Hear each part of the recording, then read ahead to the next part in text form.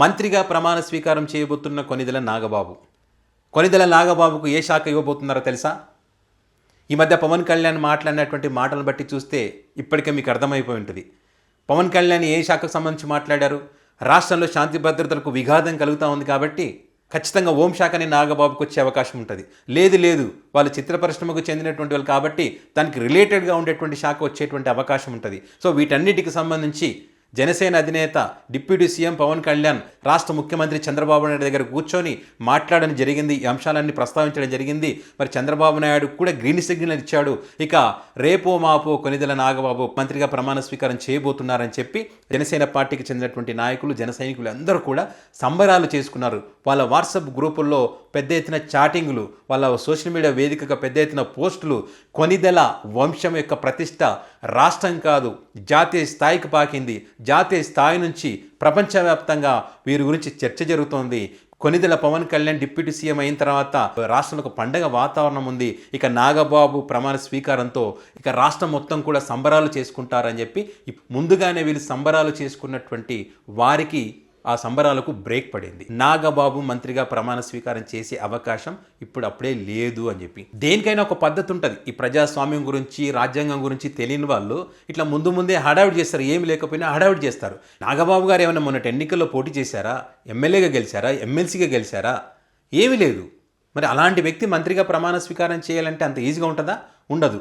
పైగా వీళ్ళు 3 పార్టీలు పొత్తు పెట్టుకొని గెలవడం జరిగింది. ఆ పార్టీలో ఒక చర్చ అయితే జరుగుతుంది కదా. ఇప్పటికే బీజేపీ పార్టీ అన్ని జనసేన పార్టీకే కేటాయిస్తున్నారు. మరి మేము కూడా పొత్తులో ఉన్నాం కదా, మాకు కూడా ప్రయారిటీ ఇవ్వాలి కదా అని చెప్పి బీజేపీ పార్టీ క్వశ్చన్ చేస్తూ ఉంది. దీనికంటే ముఖ్యంగా టీడీపీ పార్టీలో అనేక మంది సీనియర్లు ఉన్నారు.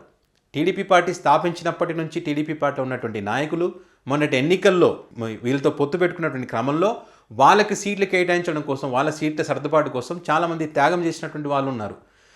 పార్టీ కోసం కేసులు పెట్టుకొని జైల్లోకి వెళ్ళినటువంటి వాళ్ళు ఉన్నారు. కొంతమంది సీనియర్లు ఎమ్మెల్యేగా గెలిచి మంత్రి పదవి కోసం ఎదురు చూస్తున్నటువంటి వాళ్ళు ఉన్నారు. సో మరి వీళ్ళందరూ ఊరికే ఉండే అవకాశం ఉంటుందా? ఉండదు. వీళ్ళు అదే కోసం చేస్తూ ఉన్నారు. ఇప్పుడు వాళ్ళ పార్టీలోనే మరి నాగబాబు గారు గెలుపు కోసం ఏం చేశారు? ఏం త్యాగం చేశారు పార్టీల కోసం? పోనీ రాష్ట్ర ప్రజల కోసం ఏమైనా త్యాగం చేస్తారా? సో ఆ రాష్ట్ర ప్రజల కోసం ఏదైనా త్యాగం చేస్తే, రాష్ట్రం కోసం ఏమైనా చేసినప్పుడు అట్లాంటి వ్యక్తులకు మనం ఖచ్చితంగా క్యాబినెట్లోకి తీసుకోవచ్చు. ఎమ్మెల్సీగానో ఇంకో రకంగానో ఏదో రకంగా తీసుకోవచ్చు, తప్పులేదు.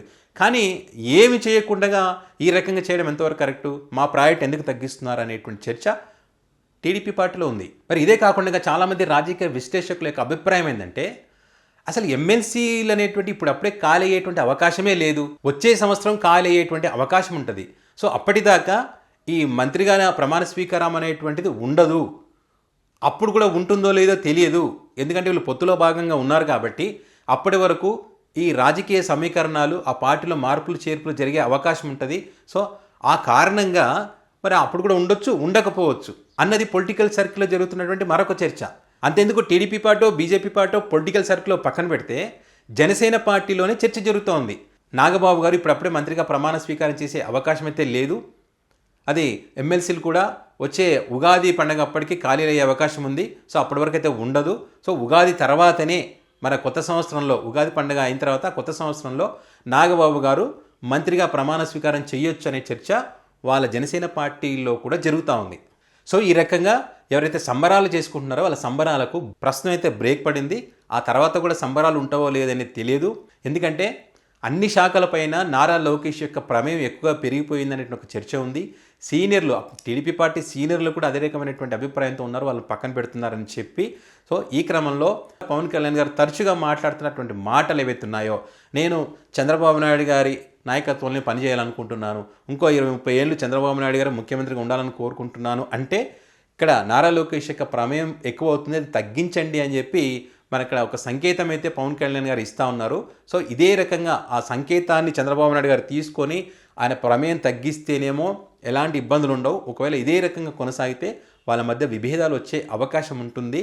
కాబట్టి అంత ఈజీగా వీళ్ళు అనుకున్నవన్నీ జరుగుతాయి అనుకోవడం పొరపాటు. తొందరపడి సంబరాలు చేసుకోవడం వల్ల అది టీడీపీ పార్టీ కోపానికి ఇంకా కారణమయ్యేటువంటి అవకాశం ఉంటుంది. అది దృష్టిలో పెట్టుకొని జనసేన పార్టీ నాయకులు కొంత సైలెంట్గా ఉంటే మంచిదనేటువంటి అభిప్రాయాలు కూడా ఉన్నాయి. సో ఏదేమైనా కూడా నాగబాబు ఇప్పుడప్పుడే మంత్రిగా ప్రమాణ స్వీకారం చేసేటువంటి అవకాశం అయితే లేదు. సో ఈ అంశానికి సంబంధించి మీ అభిప్రాయాన్ని కామెంట్ రూపంలో పెట్టండి.